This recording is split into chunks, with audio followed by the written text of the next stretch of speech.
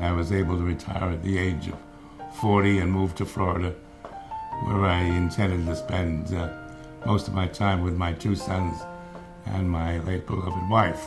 A dear friend of mine was a member of the board of the National Parkinson Foundation. It was at that time there was an opportunity to be a volunteer here, and this gave me an opportunity to pay back to society for all the goodness that is given to me and my family. I became intrigued by the fact that really nothing was known about Parkinson's, and that unless people like myself jumped into the fray, it would take years and years and years to help those victims. I wanted to make sure that we knew everything about the brain.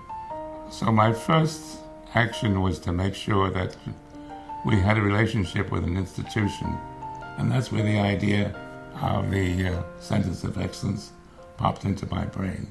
The first relationship was had with the University of Miami Medical School. I decided to put everything in print, and of course these rainbow books are distributed worldwide. There's no charge for them. I think it has proven to be one of the most worthwhile things we have ever attempted to accomplish. I must tell you that I assumed the presidency with reluctance because of the fact that I had no previous experience in fundraising. Always gave my money generously to charitable causes, but never raised money.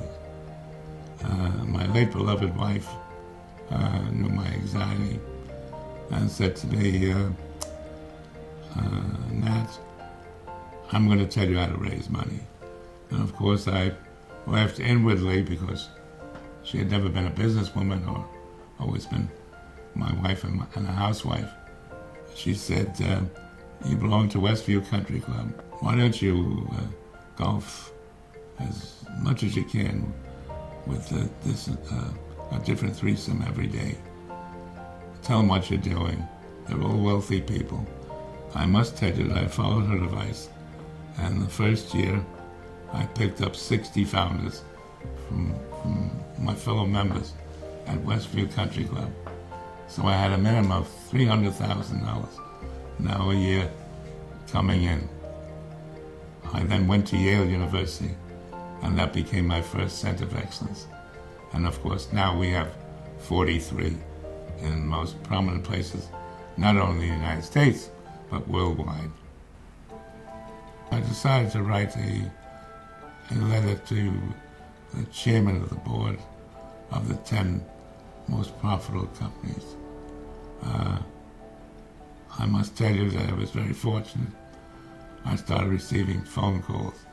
One was from Paul Orifice, the first one, and he said, you write a very interesting letter. But I couldn't convince him to come down no matter what I said to him. And in desperation, I said to him, you know, Bob Hope is Master of Ceremonies. I'll sit on one side of Bob Hope. You'll sit on the opposite side. And I think that's what tempted him to agree to come down.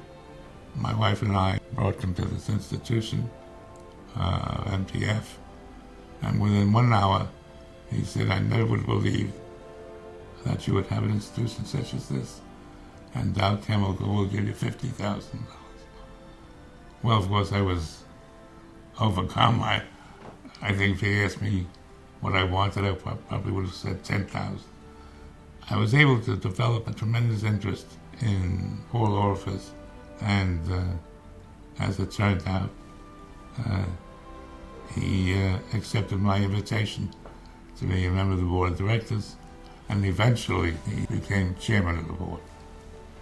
I thought with Bob Hope being honored, we could have a fantastic crowd and raise a great deal of money.